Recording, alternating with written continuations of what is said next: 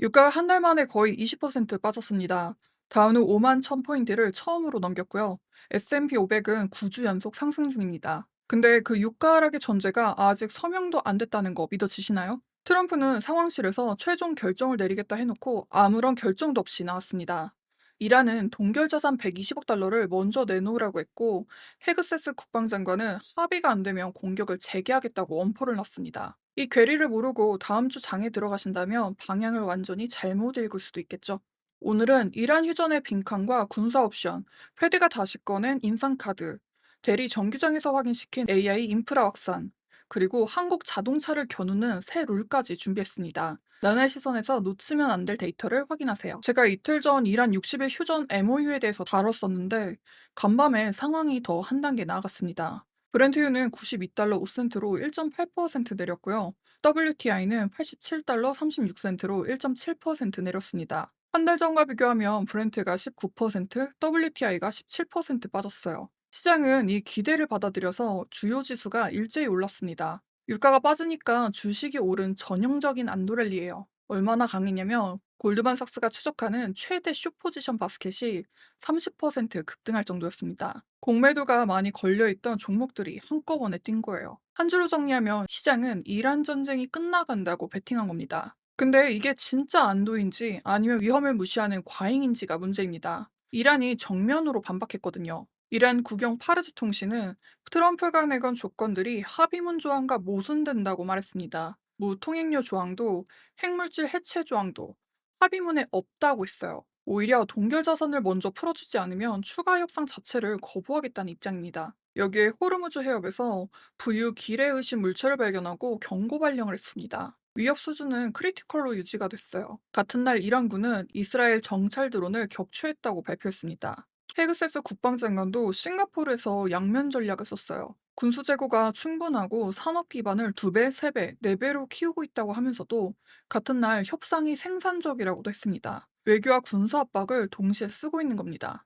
같은 시간대 미 재무부는 이란 조달망에 대한 추가 제재를 발표했어요. 협상 중에 제재를 강화한 겁니다. 정리하면 시장은 유가 하락을 평화로 읽고 있지만 현장에서는 기회가 발견되고 드론이 격추되고 있습니다. 여기에 하나 더 있죠. 같은 토요일에 헤즈볼라가 이스라엘 북부로 로켓과 드론을 집중 발사했습니다. IDF는 남부 레바논 작전을 확대했고 북부 국경 학교들이 문을 닫았어요.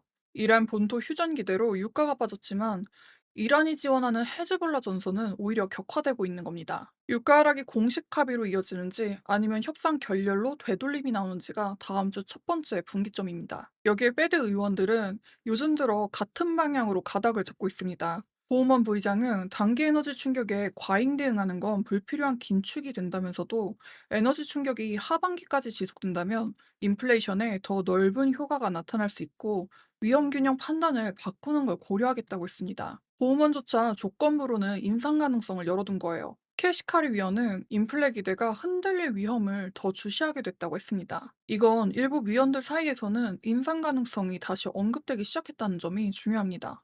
여기에 물가지표 쪽에서도 같은 신호가 나왔는데요. 뉴욕 연은이 추적하는 기저 인플레이션, 그러니까 일시적인 변동을 걷어내고 진짜 추세만 뽑아낸 물가가 4월 들어 더 올라온 걸로 보고됐습니다. 이게 왜 중요하냐면요. 에너지 값이 잠깐 튀어서 물가가 오른 거라면 유가가 빠질 때 같이 빠져야 하잖아요.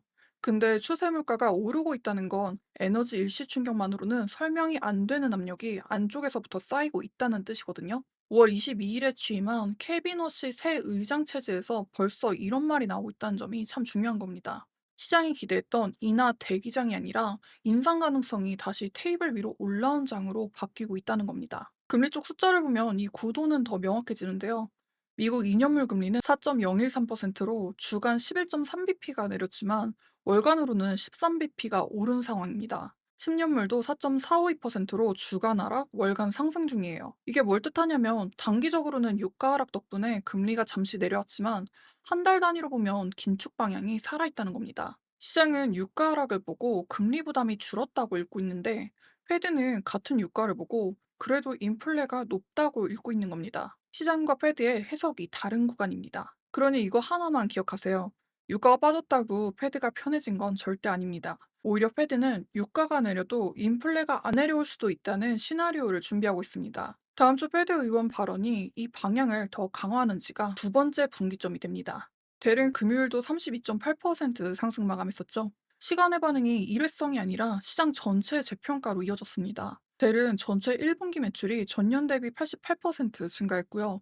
AI 서버 매출 전망은 별도로 2027년 회계년도 기준으로 약 600억 달러로 올라갔습니다. 이 숫자가 정규장에서도 그대로 받아들여졌습니다. 여기서 주목할 건 델만이 아닌데요. 같은 구간에서 HP도 12.6%가 올랐죠. 거래량은 3개월 평균보다 약 260% 많았습니다. 다음 주 월요일에 HP 2분기 실적 발표가 있고 애널리스트들은 매출 28% 증가를 예상하고 있습니다. 델 효과가 이미 동종 서버 업체로 번지기 시작한 거예요. 스토리지 쪽도 같은 흐름입니다. 넷 웹이 22% 넘게 올랐어요. 넷 웹의 올 플래시 어레이, 쉽게 말하면 하드디스크 없이 전부 고속 메모리로만 만든 저장 장치인데요. 이 매출이 12억 달러로 전년 대비 18% 증가했고 퍼블릭 클라우드 매출도 11% 늘었습니다. 메모리 쪽은 더 강했는데요.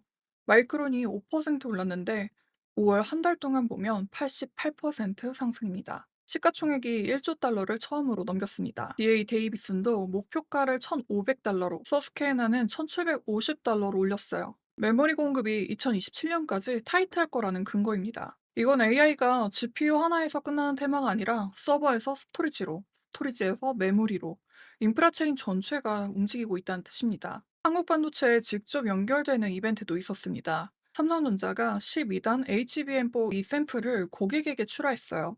전작 대비 20% 이상 빠르다고 밝혔고 주가는 6.5%가 올랐습니다. HBM은 AI 서버의 병목이 되는 메모리 부품이기 때문에 삼성이 경쟁에서 제품을 내놓았다는 건 SK 하이닉스, 마이크론과의 AI 메모리 경쟁이 다시 점화됐다는 뜻이에요.